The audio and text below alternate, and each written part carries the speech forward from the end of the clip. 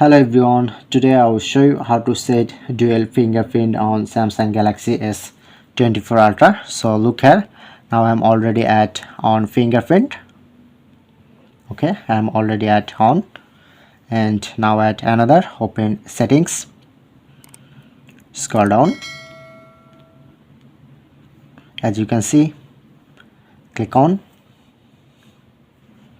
scroll down, showing it to fingerprint option. So click on. Now showing it to fingerprint on, and another at, click on. First fingerprint, press this finger, now another finger, so click on.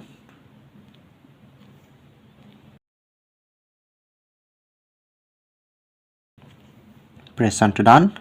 Okay, now successfully add two finger.